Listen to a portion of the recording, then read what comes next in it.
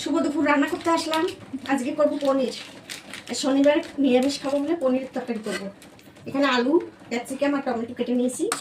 আর পনিরটা এবার কেটে নেব পিস পিস করে। কড়াইতে তেলটা দিয়ে দিয়েছি, একটু নুন দিয়ে দেবো, একটু হলুদও দিয়ে দেবো, তাহলে আর আলাদা করে পনিরের গায়ে মাখাতে হবে না হলুদ আর মানে নুন। এবার আমি দিয়ে দিচ্ছি। পনিরগুলো আমি একটু বড় বড় করে পিস করেছি, বড় পিস খেতে ভালো লাগে। ভাজা হোক,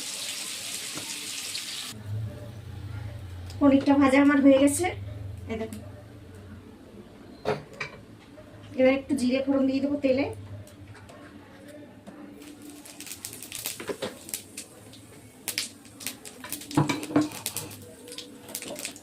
আলুটা দিয়ে দিচ্ছি, ক্যাপসিকামটাও একসঙ্গে দিয়ে দেবো।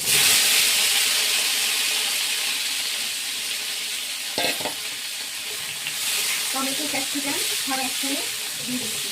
একটু ভাজা ভাজা যখন হবে তখন মানে মশলা বাটা জিরে বাটা দেবো।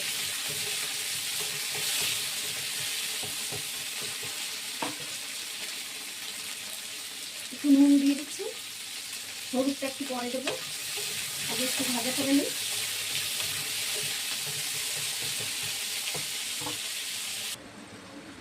আলুটা ভাজা আমার হয়ে গেছে, এবার আমি মশলা দিয়ে দেবো।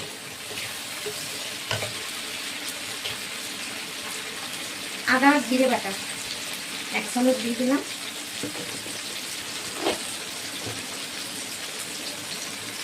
কাঁচা লঙ্কা বাটা 1 চামচ দিলাম,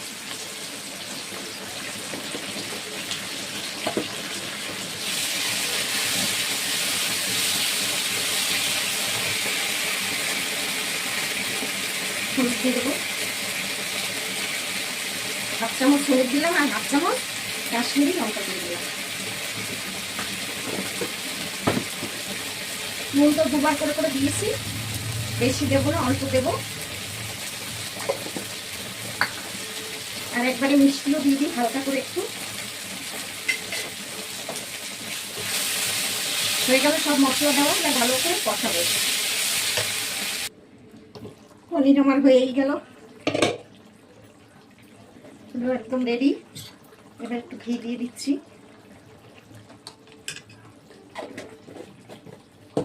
দিয়ে দেবো গরম মশলা,